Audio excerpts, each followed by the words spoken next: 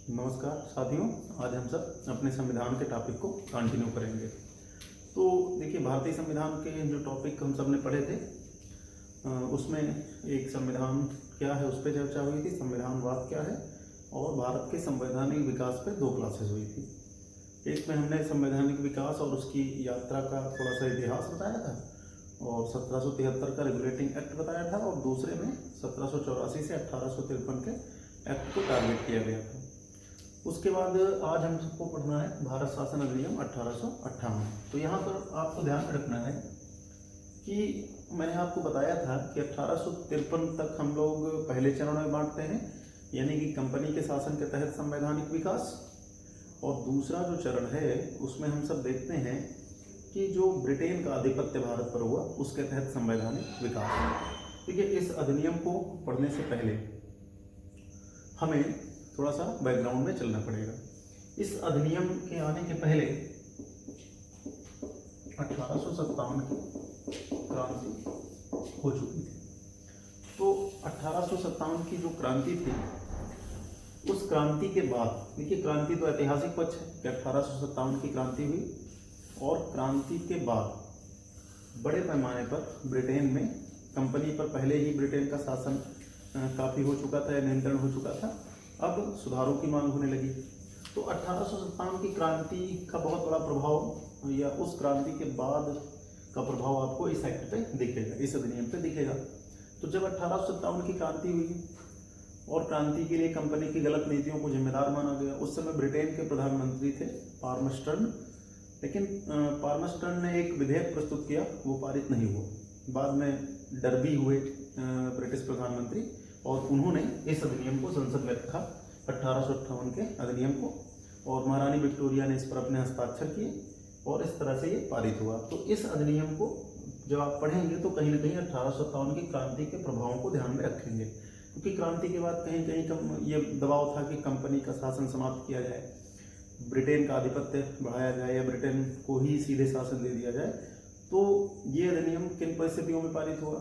1857 की क्रांति हुई, पार्मस्टर्न उस समय ब्रिटेन के प्रधानमंत्री थे, उन्होंने एक अधिनियम प्रस्तुत किया, लेकिन वो अधिनियम पारित नहीं हो पाया।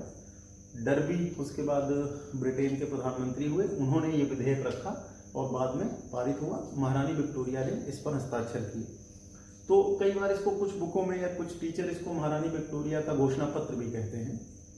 तो 1858 का भारत शासन अधिनियम भी कह सकते हैं और महारानी विक्टोरिया का घोषणा पत्र भी हम सब कह सकते हैं। ये क्रांति के ठीक बाद आया था। इसमें क्या क्या जो है प्रावधान हुए और क्या क्या चीज़ें लागू हुई, उन सबको हमें देखना है। सबसे पहले भारत शासन अधिनियम की अगर हम बात करेंगे तो भारत में 1 नवंबर 1858 को लॉर्ड कैनिंग द्वारा इसका उद्वाचन कह लीजिए, लॉर्ड कैनिंग द्वारा इसकी घोषणा की गई या इसको पढ़ा गया। तो 1 नवंबर 1858 को लॉर्ड कैनिंग तत्कालीन वायसराय या पहले गवर्नर जनरल होते थे, इसी अधिनियम के द्वारा वो वायसराय बन गए। तो 1857 की क्रांति के समय भी भारत के गवर्नर जनरल लॉर्ड कैनिंग थे। लॉर्ड कैनिंग ने इस क्रांति से निपटने के लिए अपना मुख्यालय या अस्थायी मुख्यालय इलाहाबाद या वर्तमान में जिसको आप प्रयागराज कहते हैं, उसी को बनाया था। तो 1 नवंबर 1858 को इस अधिनियम को या इस अधिनियम के प्रावधानों को कैनिंग ने इलाहाबाद में पढ़ा था। तो ये भी एक तथ्यात्मक क्वेश्चन है, यानी भारत शासन अधिनियम 1858 या महारानी विक्टोरिया का अधिनियम या महारानी विक्टोरिया का घोषणा पत्र कब आया था? तो 58 में आया था। 1 नवंबर 1858 को इसको लॉर्ड कैनिंग ने इलाहाबाद में या प्रयागराज में पढ़ा था। अब इस अधिनियम के द्वारा जो मुख्य मुख्य प्रावधान हुए उन पर हम सब बात करते हैं। देखिए, सबसे पहला इसमें प्रावधान क्या हुआ कि कंपनी के शासन का अंत कर दिया गया। कंपनी शब्द बार बार आ चुका है, इसको आप ईस्ट इंडिया कंपनी ही समझना। तो कंपनी के शासन का अंत कर दिया गया या कंपनी के शासन का समापन कर दिया। देखिए, 1773 के बाद से उत्तरोत्तर कंपनी पर काफी ब्रिटिश संसद का नियंत्रण या ब्रिटेन का नियंत्रण बढ़ा था और ये उसका चरम था, यानी यहाँ पर कंपनी के शासन को पूर्ण रूपेण समाप्त कर दिया गया। तो फिर बात आती है कि कंपनी का शासन जब समाप्त कर दिया गया तो किसका शासन आया? तो भारत पे सीधे ब्रिटेन का शासन आरोपित किया गया। भारत पे सीधे ब्रिटेन का शासन आरोपित किया गया। इसको पढ़ी लिखी भाषा में कहते हैं कि ब्रिटिश क्राउन का शासन लगाया गया। ध्यान रखना, क्या कहते हैं कि ब्रिटिश क्राउन का शासन, यानी भारत ब्रिटिश क्राउन के तहत। क्राउन का मतलब ताज होता है, ब्रिटेन का राजा या रानी वहाँ की सत्ता का प्रतीक होता है, तो ताज शब्द एक प्रतीक होता है। जैसे ये क्वेश्चन कई बार पहले वनडे परीक्षाओं में या अन्य परीक्षाओं में बनता था कि भारत कब ब्रिटिश क्राउन के तहत आया, तो 1 नवंबर 1858 या 1858 के अधिनियम के द्वारा ब्रिटिश क्राउन का शासन हमारे ऊपर लगा। तो देखिए इस अधिनियम का सबसे पहला प्रावधान, देखिए ये चीज तो आप ध्यान रखेंगे कि कैनिंग ने इसको कहाँ पर पढ़ा, प्रयागराज में 1 नवंबर 1858 को। अब इसके प्रावधानों में एक प्रावधान यह है कि कंपनी के शासन का अंत कर दिया गया और कंपनी के शासन को समाप्त करके सीधे ब्रिटिश क्राउन का शासन लगाया गया। जैसे पहले कुछ परीक्षाओं में या पेपर हल करते समय आपको ऐसे क्वेश्चन मिलते थे कि महारानी विक्टोरिया भारत की साम्राज्ञी किस अधिनियम द्वारा घोषित हुई, तो आप यही अधिनियम बता देंगे। या महारानी विक्टोरिया भारत की साम्राज्ञी कब बनी, तो 1858 में। तो कहने का मतलब ये था कि भारत पे जो कंपनी का शासन था वो पूरी तरीके से समाप्त कर दिया गया। देखिए 53 में ही ये कहा गया था 1853 के चार्टर एक्ट में कि कंपनी का क्षेत्र और कंपनी का राजस्व ब्रिटिश देश या ब्रिटिश शासन का न्यास है, ट्रस्ट है, उसको जब भी ब्रिटेन को लगेगा तो वो कंपनी को समाप्त कर सकता है। तो यहाँ पे कंपनी के शासन का अंत कर दिया गया और ब्रिटिश क्राउन का या ब्रिटेन का शासन सीधे सीधे आरोपित किया गया। तो इस बात को आपको समझना है। अब देखिए जब कंपनी का शासन समाप्त हो गया तो एक और चीज हुई यहाँ पे, क्या कि जो बोर्ड ऑफ कंट्रोल थी, बोर्ड ऑफ कंट्रोल, यानी कि कंपनी का शासन जब समाप्त हुआ तो बोर्ड ऑफ कंट्रोल को भी समाप्त कर दिया गया, यानी इसको भी समाप्त कर दिया गया। और इसके साथ साथ जो कोर्ट ऑफ डायरेक्टर्स थे उसको भी समाप्त कर दिया गया, कोर्ट ऑफ डायरेक्टर्स, इसको भी समाप्त कर दिया गया। तो देखिए ये महत्वपूर्ण क्वेश्चन है। जैसे बोर्ड ऑफ कंट्रोल की स्थापना पिट्स इंडिया एक्ट के तहत हुई थी, पूर्व वीडियो में आपने पढ़ा है। तो पिट्स इंडिया एक्ट के तहत किसकी स्थापना हुई थी, बोर्ड ऑफ कंट्रोल की। तो आपसे ये क्वेश्चन बनेगा कि स्थापना किस एक्ट के तहत हुई थी और इसका समापन किस एक्ट के तहत हुआ। तो भारत शासन अधिनियम 1858 के तहत बोर्ड ऑफ कंट्रोल और कोर्ट ऑफ डायरेक्टर को समाप्त कर दिया गया। क्यों? क्योंकि ये दोनों कंपनी पर नियंत्रण रखते थे और जब कंपनी ही नहीं रहेगी तो इन दोनों का कोई काम नहीं है। तो बोर्ड ऑफ कंट्रोल और कोर्ट ऑफ डायरेक्टर दोनों को समाप्त कर दिया गया।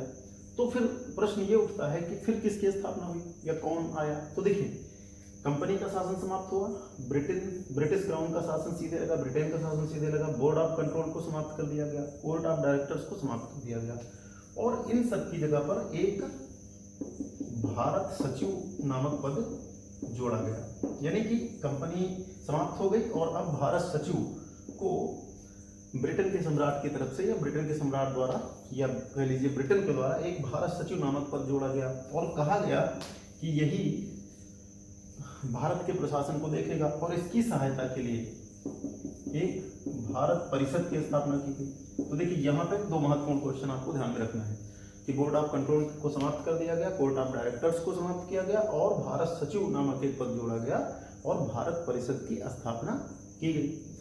तो भारत सचिव का पद, ये क्वेश्चन बन सकता है आपसे कि भारत सचिव का पद किस अधिनियम के द्वारा जोड़ा गया, तो 1858 के अधिनियम के द्वारा। और इसकी सहायता के लिए यानी कि भारत सचिव एक प्रकार से इस भारत परिषद का हेड है। तो भारत परिषद की स्थापना की गई। इस भारत परिषद में 15 सदस्य होते थे, यानी 15 सदस्य होते थे और भारत सचिव अनिवार्य तौर पे कैबिनेट मंत्री होता था। और ये भी तय किया गया कि इन सब का वेतन भारतीय राजस्व से दिया जाएगा। ये भारतीय राजस्व से इनके वेतन की बात की गई। तो 1858 के अधिनियम में ये पहले प्रावधान फिर से एक बार रिव्यू करिए, कब पढ़ा गया, 1 नवंबर 1858 को कैनिंग द्वारा कंपनी के शासन का समापन हो गया, ब्रिटिश क्राउन का शासन आरोपित किया गया भारत पे, बोर्ड ऑफ कंट्रोल और कोर्ट ऑफ डायरेक्टर को समाप्त करके भारत सचिव नामक एक पद जोड़ दिया गया और भारत परिषद 15 सदस्यीय भारत परिषद की स्थापना की गई।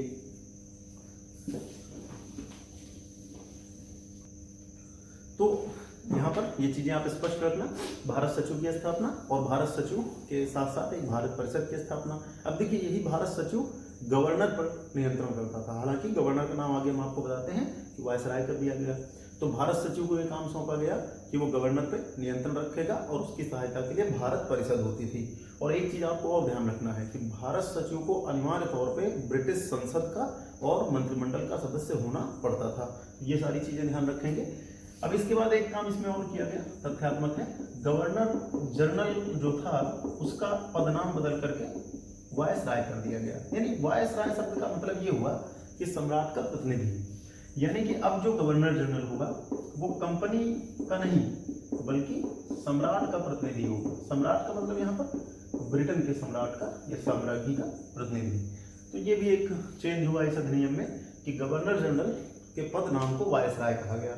और वायसराय का मतलब क्या होता है कि सम्राट का प्रतिनिधि।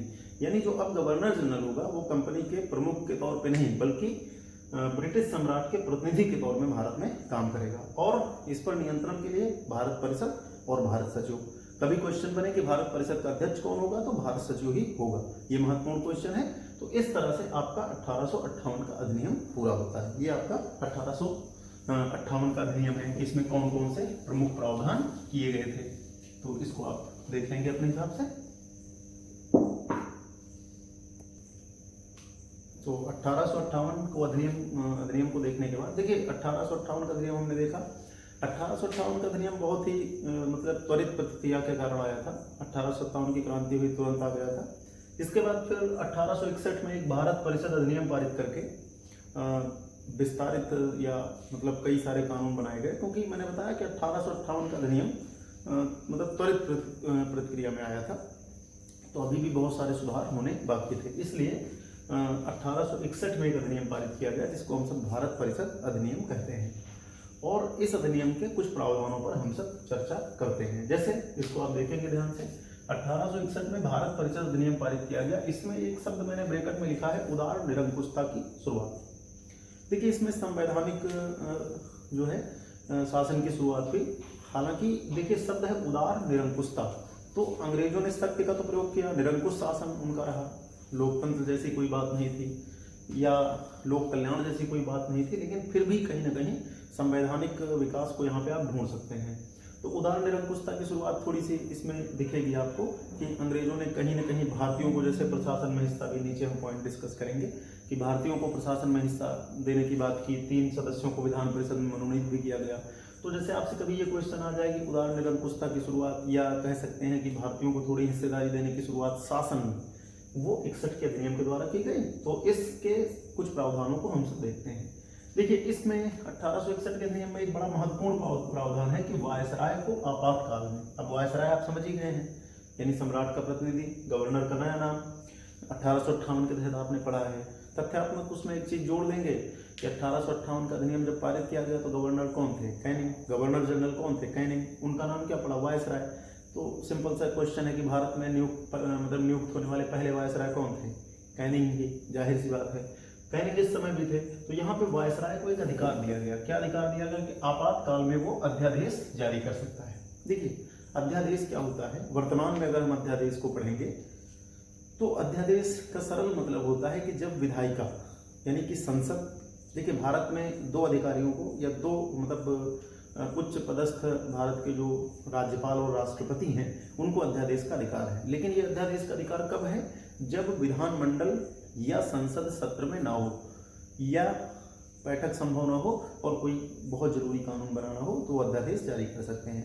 यानी अध्यादेश जो होता है वो संसद के कानून के समान ही वैध होता है या विधानमंडल के कानून के समान ही वैध होता है। उसी अधिकार क्षेत्र में जारी भी किया जाता है, लेकिन वो एक कह सकते हैं कि अस्थायी प्रावधान है, स्थायी कानून उसके द्वारा नहीं बनता है। लेकिन यदि संसद या विधानमंडल सत्र में ना हो तो अध्यादेश क्रमशः राष्ट्रपति या राज्यपाल जारी कर सकते हैं।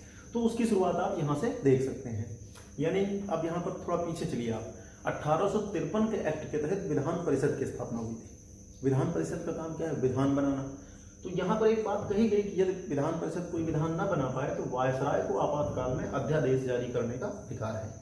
यानी वायसराय अगर चाहे तो किसी महत्वपूर्ण विषय पर किसी संकट काल में वो अध्यादेश जारी कर सकता है। इसके अलावा तो इसको आप ध्यान रखेंगे, ये महत्वपूर्ण क्वेश्चन है, अध्यादेश जारी करने का अधिकार गवर्नर या वायसराय को कब मिला? 1861 के अधिनियम के तहत। दूसरी चीज ये बड़ी महत्वपूर्ण है, भारत में विभागीय प्रणाली या अंग्रेजी में इसको कहते हैं पोर्टफोलियो सिस्टम, इसके कई नाम हैं, ध्यान से सुन लेना, एग्जाम में अलग अलग नाम से पूछा जाता है। भारत में विभागीय प्रणाली का जनक कौन है, इस तरह से क्वेश्चन आता है तो आप बताएंगे लॉर्ड कैनिंग। या पोर्टफोलियो सिस्टम का जनक कौन है, लॉर्ड कैनिंग। इसको कहीं कहीं समविभागीय प्रणाली, मंत्रिमंडलीय प्रणाली जैसे नामों से जानते हैं। देखिए विभागीय प्रणाली क्या होती है, जिसमें कार्यों का बंटवारा कर दिया जाता है। जैसे भारत में मंत्रिमंडल होती है, मंत्रिपरिषद होती है, तो वहां पे विभागों का बंटवारा कर दिया जाता है, कार्यों का बंटवारा कर दिया जाता है। तो जैसे आप पढ़ते हैं कि मंत्री होते हैं, रक्षा मंत्री होते हैं, गृह मंत्री होते हैं, वित्त मंत्री होते हैं, इस तरह से कार्यों का बंटवारा होता है। तो इसी को पोर्टफोलियो कहते हैं। जैसे बहुत पहले या अभी भी जब गठबंधन युग हुआ करता था, या अभी भी कभी कभी ऐसा दिखता है कि बहुत सारे लोगों को मंत्री बना दिया जाता है लेकिन उनके पास विभाग नहीं रहता था, तो उनको कहते थे मिनिस्टर विदाउट पोर्टफोलियो। तो पोर्टफोलियो का मतलब होता है विभाग, विभागीय प्रणाली। तो कई बार ये क्वेश्चन आ जाता है कि पोर्टफोलियो सिस्टम, तो ये प्रश्न भी बच्चे कई बार हमसे पूछते हैं। तो इस एक्ट के द्वारा भारत में विभागीय प्रणाली या पोर्टफोलियो सिस्टम या मंत्रिमंडलीय प्रणाली या समविभागीय प्रणाली की शुरुआत हुई। ये भी बहुत महत्वपूर्ण क्वेश्चन, यानी ये आपको ध्यान में रखना है। तीसरा यहाँ पे क्या हुआ कि बंबई और मद्रास, देखिए अंग्रेजों की 3 प्रमुख प्रेसिडेंसियां थी, एक बंगाल थी, एक बंबई थी, एक मद्रास थी। तो अगर आप पूर्व के वीडियो में पढ़ेंगे तो बंबई और मद्रास प्रेसिडेंसी से कानून बनाने का अधिकार वापस ले लिया गया था। तो यहाँ पे क्या किया गया, बंबई और मद्रास प्रेसिडेंसी को कानून निर्माण का अधिकार दे दिया गया और इस तरह से विकेंद्रीकरण की शुरुआत हुई। विकेंद्रीकरण शब्द पहले मैं डिस्कस कर चुका हूँ। सरल मतलब होता है कि जब सत्ता को कई स्रोतों में विभाजित कर दिया जाए या सत्ता को विभाजित या उसको कह लीजिए कि उसका बंटवारा कर दिया जाए, तो उसको कहते हैं विकेंद्रीकरण। तो बंबई और मद्रास प्रेसिडेंसी को कानून बनाने का अधिकार देकर के विकेंद्रीकरण की शुरुआत की गई। इसके अलावा इसमें देखिए मैंने अभी बताया ना कि उदार सहयोग थोड़ा सा, यानी कि भारतीयों को कहीं ना कहीं शासन में भागीदारी देने की बात आई। हालांकि अभी भी ये बहुत ऐसा नहीं था कि भारतीयों का प्रशासन में बहुत हस्तक्षेप था। बड़े ही गैर महत्वपूर्ण पदों पर गवर्नर ने या ब्रिटेन शासन ने भारतीयों को नियुक्त किया। तो विधान परिषद में 3 भारतीयों की नियुक्ति 1862 में कैनिंग ने की। उनके नाम थे, जैसे एक बनारस के राजा थे, एक पटियाला के महाराजा थे और सर दिनकर राव थे। तो इसको भी ध्यान रखना, उदार सहयोग की प्रक्रिया को शुरू किया गया, भारतीयों को शासन में भागीदारी दी गई और विधान परिषद में 3 भारतीयों को नियुक्त किया गया। उसमें से एक थे बनारस के राजा, एक पटियाला के राजा और एक थे सर दिनकर राव। लेकिन इसका मतलब नहीं था कि लोकप्रिय तरीके से भारतीय नेताओं को यहाँ पे जगह दी गई, अंग्रेजों ने अपने हिसाब से लोगों को चुना। तो फिर से इस एक्ट को देख लेंगे। उदार निरंकुशता या संवैधानिक प्रणाली की शुरुआत यहाँ पे आपको दिखेगी। वायसराय को आपातकाल में अध्यादेश जारी करने का अधिकार दिया गया। विभागीय प्रणाली, पोर्टफोलियो सिस्टम की शुरुआत हुई। पोर्टफोलियो सिस्टम में या विभागीय प्रणाली का जनक अगर आपसे पूछे तो आप बताएंगे लॉर्ड कैनिंग। इसके अलावा बंबई और मद्रास प्रेसिडेंसी को कानून निर्माण का अधिकार वापस दिया गया। विकेंद्रीकरण की शुरुआत और उदार सहयोग या भारतीयों को प्रशासन में हिस्सा। बनारस के राजा, पटियाला के राजा और सर दिनकर राव, ये 3 ऐसे व्यक्ति थे जिनको प्रशासन में हिस्सेदार या विधान परिषद में नियुक्त किया गया।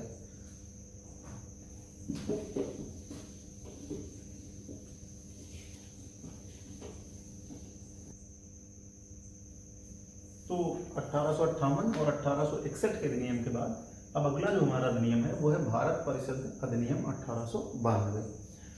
ये अधिनियम किन परिस्थितियों में आया था, उसके पहले की कुछ परिस्थितियों पर एक चर्चा छोटी सी करते हैं। देखिए 1857 की क्रांति के बाद 58 का अधिनियम आया, 61 का अधिनियम आया। 57 की क्रांति के बाद देखिए 57 की क्रांति में भारतीय लोगों ने, सैनिकों ने और तमाम सारे राजाओं ने भारत को स्वतंत्र कराने का या अंग्रेजों को भारत से भगाने का एक प्रयास किया, वो असफल हो गया। उसके बाद फिर जो बीच का समय है उसमें जैसे कुछ धार्मिक और सामाजिक सुधार चले, जैसे दयानंद सरस्वती, विवेकानंद आदि लोगों ने सामाजिक और धार्मिक रूप से काफ़ी भारत को सशक्त किया।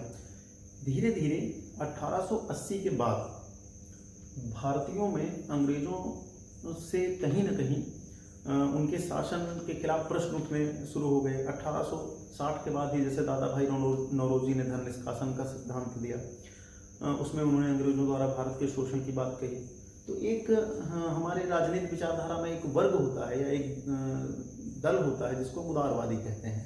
उदारवादी का मतलब होता है कि जो अपनी बातों को वैध तरीके से प्रार्थना पत्रों के द्वारा या मतलब मुलाकातों के द्वारा, या कह सकते हैं कि वैध तरीके से बिना किसी हिंसा के अपनी बात को शासन तक पहुंचाते हैं या शासन के सामने रखते हैं। तो 1885 में इन्हीं उदारवादी तत्वों ने मिलकर के कांग्रेस की स्थापना की, जिसको आप भारतीय राष्ट्रीय कांग्रेस कहते हैं। भारतीय राष्ट्रीय कांग्रेस की स्थापना हुई और उसके पहले एक इल्बर्ट बिल विवाद बड़ा चर्चा में रहा था। ये प्रश्न मैं आपको छोड़ता हूँ, आप इसको ढूंढ करके इसको पढ़ना। इल्बर्ट बिल विवाद क्या था और उसका भारतीय राष्ट्रीय आंदोलन में क्या योगदान है। तो इल्बर्ट बिल विवाद हुआ, भारतीय राष्ट्रीय कांग्रेस की स्थापना हुई। इन चीज़ों से थोड़ा सा देखिए, आमतौर पे बहुत सारे लोग उदारवादियों की आलोचना करते हैं। जैसे कांग्रेस को जब भी आप पढ़ेंगे तो कांग्रेस में जब आप पढ़ेंगे तो 1885 से लेकर के 1905 का पहला जो चरण है, इस पर उदारवादियों का प्रभुत्व रहा है। बंगाल विभाजन के बाद उस पर गर्मपंथी नेताओं का काफ़ी मतलब जो है दबदबा रहा। बाद में सूरत फूट के द्वारा गर्मपंथी और नरमपंथी अलग हो गए। तो कांग्रेस का जो पहला चरण था उसमें कांग्रेस के जो नेता थे, ज़्यादातर उसमें कांग्रेस के जो नेता थे ये सब उच्च शिक्षित थे, मध्यम वर्ग से आते थे। तो इनका पूर्ण स्वतंत्रता जैसा उस समय कोई विचार नहीं था। इनका मानना था कि हमें अंग्रेजों से प्रशासन में या शासन में, खास करके शासन में ज़्यादा हिस्सेदारी चाहिए। इनका मानना ये भी था कि अंग्रेजों का शासन ज़्यादा बेहतर है। तो उदारवादियों का पहले चरण में प्रभुत्व रहा। तो उन लोगों की मांगे, यानी कि भारतीय राष्ट्रीय कांग्रेस के द्वारा दिए गए प्रार्थना पत्र, उनके द्वारा मांगे या जो वो लोग अपनी सभाओं के माध्यम से प्रस्ताव पारित करते थे, कहीं ना कहीं वो सारी चीज़ें थोड़ी बहुत अंग्रेजों के दिमाग में भी चल रही थी। तो ब्रिटिश शासन या ब्रिटिश संसद के द्वारा एक अधिनियम पारित किया गया, तो उसमें वो चीज़ें दिखेंगी कहीं ना कहीं आपकी, जो शुरुआती भारतीय राष्ट्रीय कांग्रेस ने मांग की।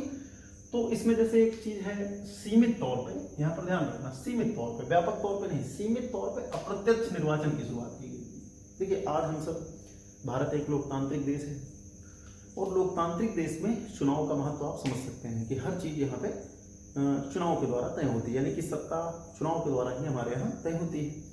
तो लोकतंत्र की अगर हम बात करें तो लोकतंत्र में निर्वाचन बहुत महत्वपूर्ण है। तो यहाँ पे सीमित तौर पे अप्रत्यक्ष निर्वाचन की शुरुआत की गई। जैसे कई बार ऐसा होगा कि इसको आप रट लेंगे, लेकिन निर्वाचन को आप समझ लीजिए। निर्वाचन का सरल मतलब आप जानते हैं कि जिसमें जनता अपने प्रतिनिधियों को चुनती है। इस पर हम किसी दिन डिस्कस करेंगे, लेकिन फिर भी निर्वाचन आप जान लीजिए। देखिए, निर्वाचन दो प्रकार का होता है, प्रत्यक्ष और अप्रत्यक्ष। प्रत्यक्ष निर्वाचन वह निर्वाचन होता है जिसमें जनता सीधे तौर पर भाग लेती है, यानी जिसमें सार्वभौमिक वयस्क मताधिकार होता है, बिना किसी भेदभाव के, उसमें किसी प्रकार का भेदभाव नहीं होता, लिंग के आधार पर, जाति के आधार पर, धर्म के आधार पर या अन्य किसी आधार पर। यहाँ तक कि भारत ने कोई शैक्षिक योग्यता भी नहीं रखी है चुनाव लड़ने की। हालांकि कुछ राज्यों में, पंचायतों में ऐसी बातें आई हैं, लेकिन अगर आप देखेंगे राष्ट्रपति, प्रधानमंत्री या अन्य बड़े जो भी पद हैं, या जहाँ पे चुनाव हो सकता है, लोकसभा सदस्य, राज्यसभा सदस्य, वहाँ पे कोई शैक्षिक योग्यता तक नहीं रखी गई है। कुछ बेसिक हैं कि इतनी उम्र होनी चाहिए या कितने उनको शर्तें पूरी करनी चाहिए। तो भारत में आप अगर देखेंगे तो वयस्क मताधिकार और सार्वभौमिक मताधिकार दिया गया है। भारतीय संविधान का एक अनुच्छेद है, अनुच्छेद 325, कभी आप उसको पढ़ेंगे तो वहाँ पे मिलेगा। तो निर्वाचन में जो प्रत्यक्ष निर्वाचन होता है उसमें जनता सीधे तौर पर अपने प्रतिनिधि चुनती है और वो सार्वभौमिक भी होता है। जैसे लोकसभा सदस्य का चुनाव हम करते हैं प्रत्यक्ष निर्वाचन के तहत, हम विधानसभा सदस्य को प्रत्यक्ष तौर पे चुनते हैं, लेकिन राष्ट्रपति या उपराष्ट्रपति को हम अप्रत्यक्ष तौर पे चुनते हैं। अब यहाँ पे एक प्रश्न आपसे ये उठ सकता है कि जब प्रत्यक्ष निर्वाचन नहीं था तो अप्रत्यक्ष कैसे आया। देखिए, यहाँ पे अप्रत्यक्ष का मतलब था कि जैसे कुछ बोर्डों को, कुछ विश्वविद्यालयों को, इस तरह की कुछ संस्थाओं को ही केवल वोट देने का अधिकार दिया गया था, तो उसको हम प्रत्यक्ष निर्वाचन नहीं कह सकते, क्योंकि वो सार्वभौमिक नहीं है, उसमें बहुत सारी शर्तें हैं। तो इसीलिए कभी भी आपसे पूछेगा कि सीमित तौर पे या भारत में निर्वाचन के प्रथम दर्शन किस अधिनियम में होते हैं, तो आप बताएंगे भारत परिषद अधिनियम 1892।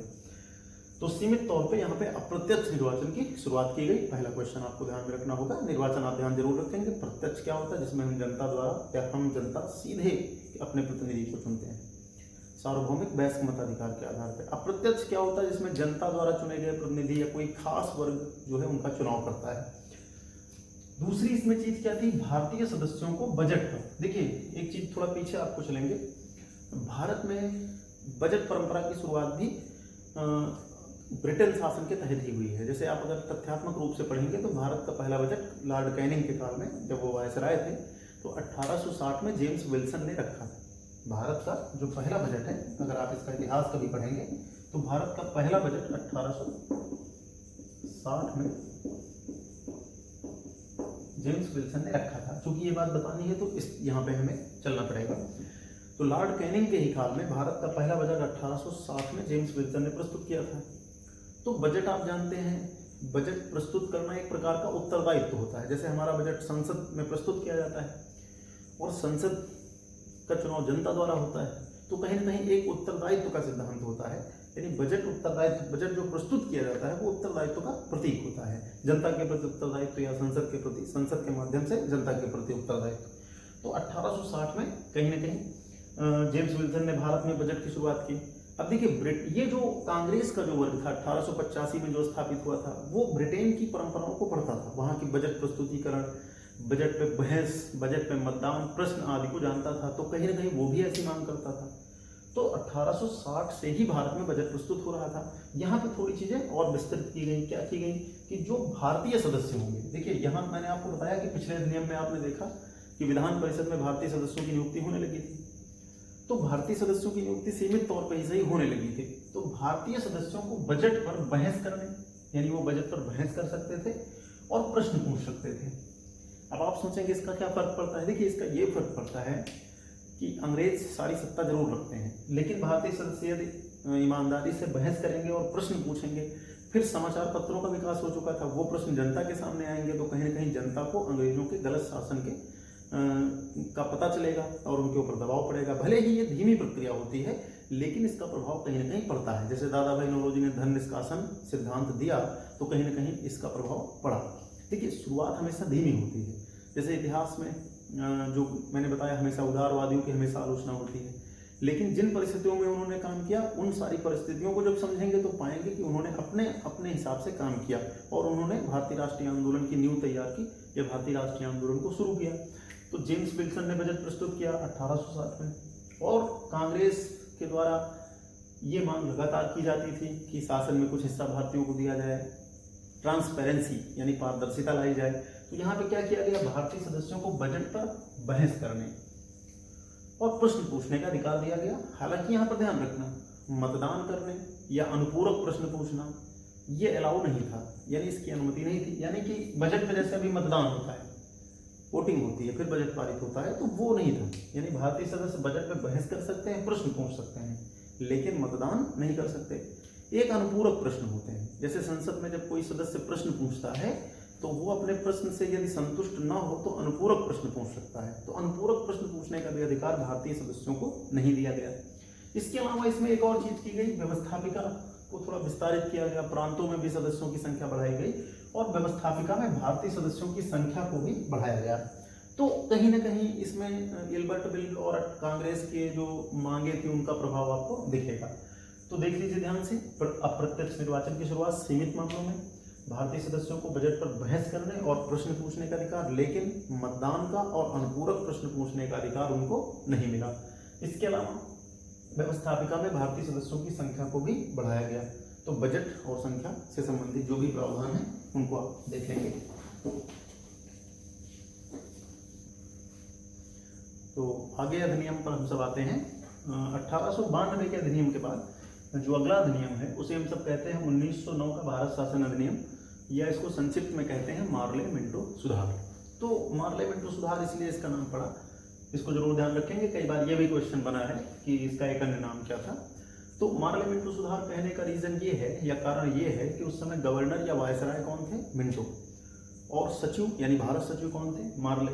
तो उन दोनों के नाम पर इसका नाम मार्ले मिंटो सुधार बन गया, पड़ गया है। तो 1909 का भारत शासन अधिनियम या मार्ले मिंटो सुधार, ये किन परिस्थितियों में आया था और इसके उद्देश्य आदि को समझने के लिए हमें थोड़ा सा पीछे चलना पड़ेगा, इतिहास से थोड़ा सा इसको जोड़ना पड़ेगा।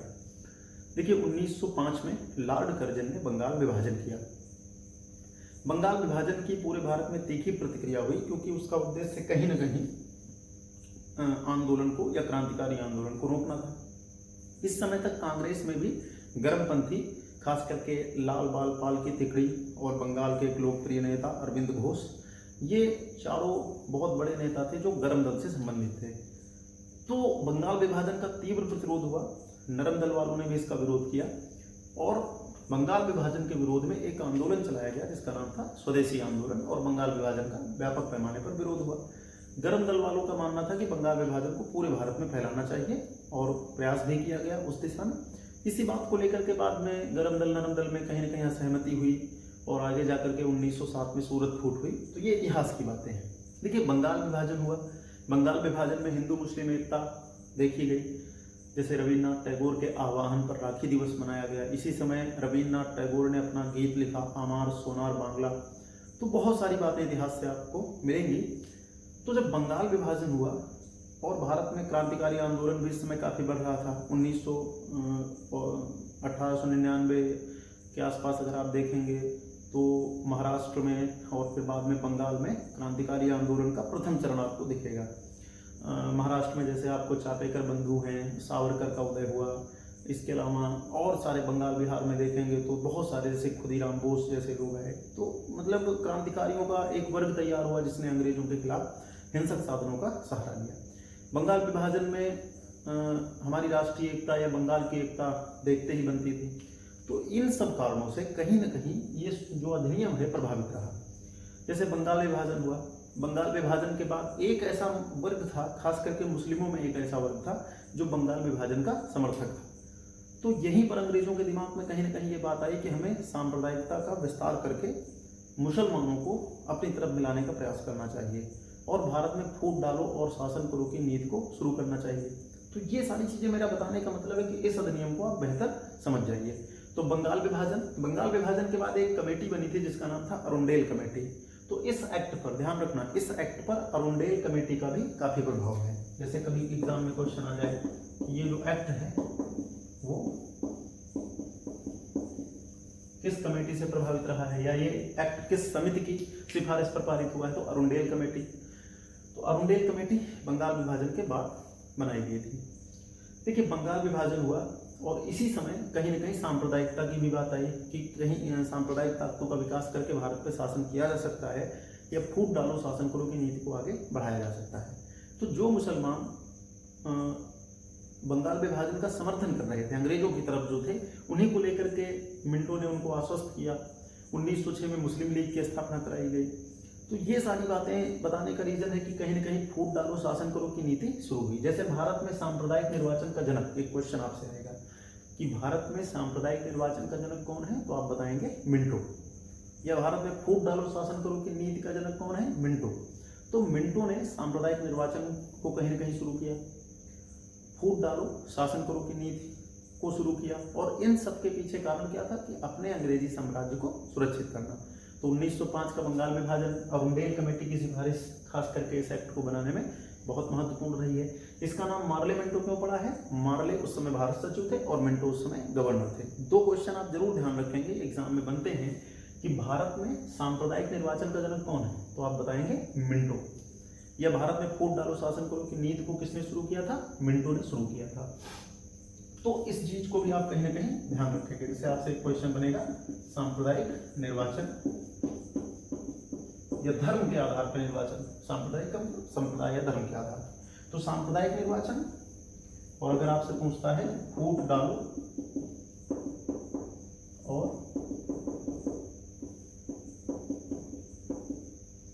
शासन करो की नीति का जनक कौन था, तो आप बताएंगे वायसराय मिंटो।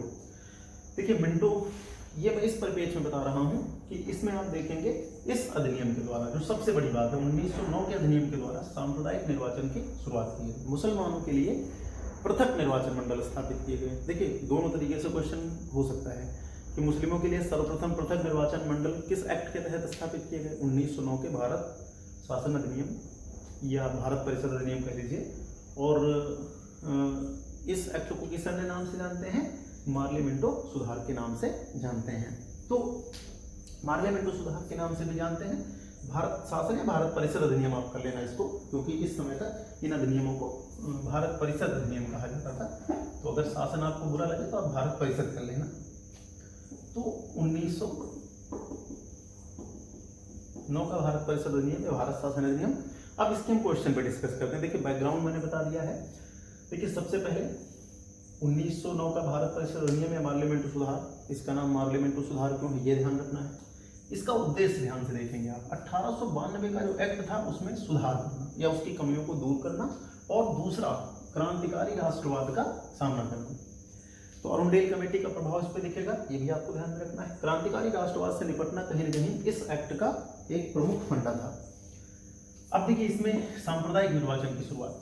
सांप्रदायिक निर्वाचन मुस्लिमों को संतुष्ट करने के लिए और खास करके इस बात को लेकर के शुरू किया गया कि हमें भारत में फूट डालो और शासन करो की नीति को शुरू करके अपने शासन को दीर्घकाल तक बनाए रखना है। तो आपसे क्वेश्चन पूछेगा, चाहे ये क्वेश्चन पूछे कि सांप्रदायिक निर्वाचन की शुरुआत किस अधिनियम के द्वारा हुई, तो ये बताएंगे, या इसी को आप कह सकते हैं कि मुस्लिमों के लिए पृथक निर्वाचन मंडल।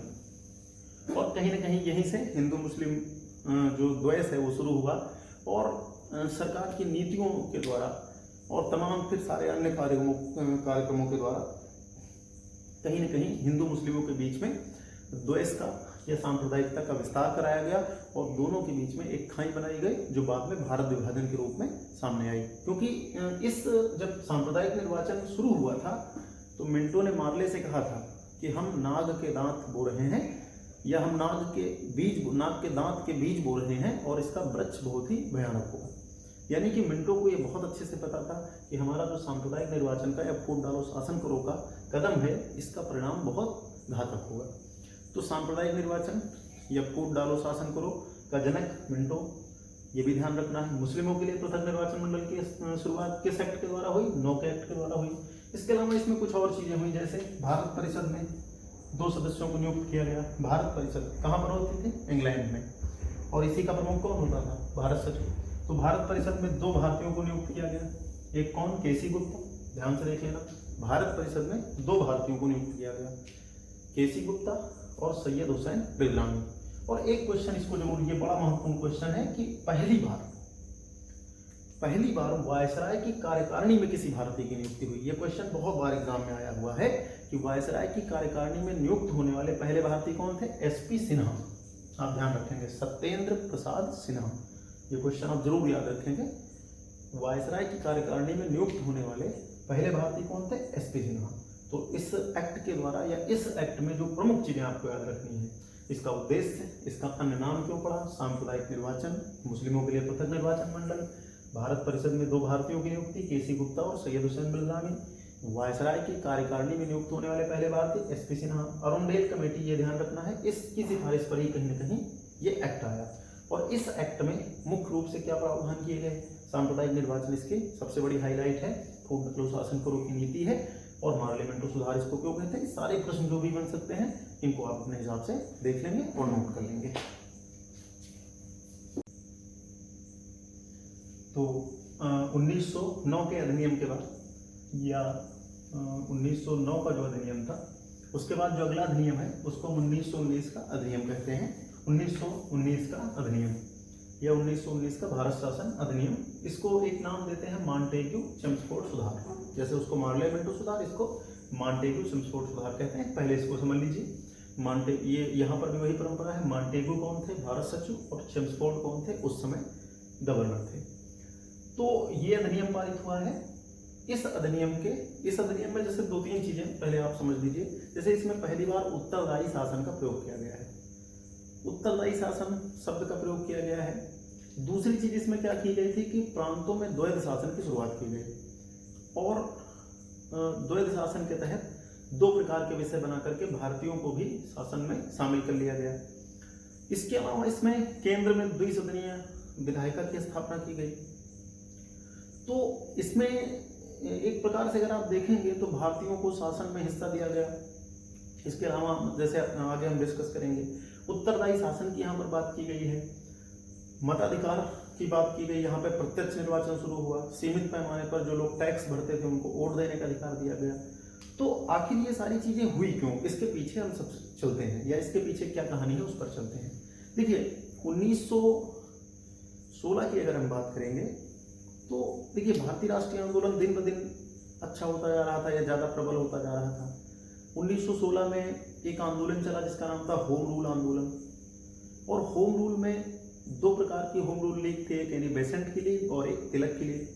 दोनों साथ मिलकर के काम कर रही थी। और इस होम रूल लीग आंदोलन को या होम रूल आंदोलन को बहुत सारे नेताओं ने समर्थन दिया। जैसे इसको तिलक ने तो स्वयं उन्होंने होम रूल लीग स्थापित की। एनी बेसेंट इस विचार को आयरलैंड से लेकर के यहाँ पर आई थी। देखिए, होम रूल का सरल मतलब होता है गृह शासन।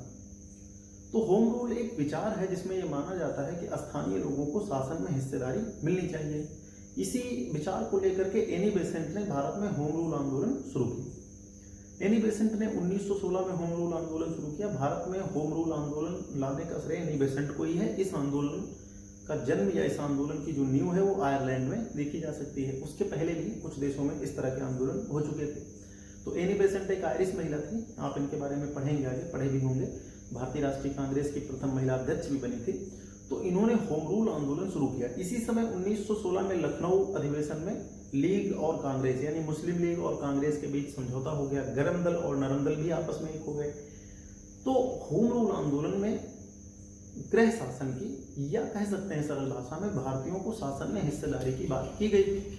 हालांकि तिलक ने यहाँ पर एक नारा दिया था कि स्वराज्य मेरा जन्मसिद्ध अधिकार है और मैं इसको लेकर के रहूंगा। तो स्वराज्य का तो मतलब होता है स्वयं का शासन, लेकिन फिर भी होम रूल आंदोलन चल रहा था।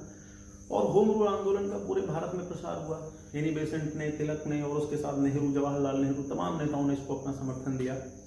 और होम रूल आंदोलन के बाद तत्कालीन भारत सचिव मॉन्टेग्यू ने एक घोषणा की, जिसको मॉन्टेग्यू घोषणा के नाम से जानते हैं हम सब। और ये घोषणा हुई थी अगस्त 1917 में, जिसमें होम रूल आंदोलन के दौरान या उस आंदोलन में जो मांगे की गई थी, कहीं न कहीं उन पर बात की गई कि हम भारतीयों को उत्तरदायी शासन, इसीलिए ध्यान रखेंगे इस अधिनियम में पहली बार उत्तरदायी शासन शब्द का प्रयोग किया गया है। तो मॉन्टेग्यू घोषणा जो 20 अगस्त 1917 को हुई थी, इसमें यह माना गया कि हम भारतीयों को उत्तरदायी शासन देंगे। अब इस घोषणा को लेकर के कांग्रेस में दो प्रकार के दल थे। कांग्रेस के अधिकांश नेताओं ने इसका मतलब विरोध किया या इस घोषणा से वो संतुष्ट नहीं हुए। लेकिन जैसे सुरेंद्रनाथ बनर्जी जैसे नेता थे, एनी बेसेंट थे, ये सारे लोग इस घोषणा से संतुष्ट थे। तिलक भी इससे संतुष्ट नहीं थे। तो मॉन्टेग्यू घोषणा का कहीं न कहीं इस अधिनियम पर प्रभाव देखा जा सकता है। यानी मॉन्टेग्यू ने कहा था कि हम भारत को उत्तरदायी शासन देंगे। तो इस अधिनियम के कुछ प्रावधान ध्यान से देखेंगे, होम रूल को जरूर देखेंगे, इतिहास में आप पढ़ेंगे। एक उत्तरदायी शासन शब्द का पहली बार प्रयोग किया गया है। अब इसके लिए क्या क्या किया गया, ध्यान से देखेंगे। केंद्र में द्विसदनीय विधायिका बनाई गई। पहली राज्य परिषद और दूसरी केंद्रीय विधानसभा। राज्य परिषद यानी राज्यों की परिषद, और केंद्रीय विधानसभा यानी इसको आप आज की राज्यसभा और इसको आप लोकसभा की तरह देख सकते हैं। यानी जो द्विसदनीय विधायिका हमारे यहाँ है, संसद है आजकल, कहीं न कहीं उस तरह की एक द्विसदनीय विधायिका केंद्र में बनाई गई। इसके अलावा एक चीज और हुई, प्रत्यक्ष निर्वाचन की शुरुआत हुई। इसमें एक खास बात थी कि महिलाओं को भी निर्वाचन का अधिकार मिला था, लेकिन ये प्रत्यक्ष निर्वाचन के तहत वोट डालने का अधिकार उन्हीं को मिला था जो लोग टैक्स भरते थे। यानी सीमित मामलों में ही मताधिकार दिया गया, लेकिन प्रत्यक्ष निर्वाचन की शुरुआत, अब प्रत्यक्ष निर्वाचन की शुरुआत पहली बार 1892 में, प्रत्यक्ष की 19 में। और प्रांतों में द्वैध शासन।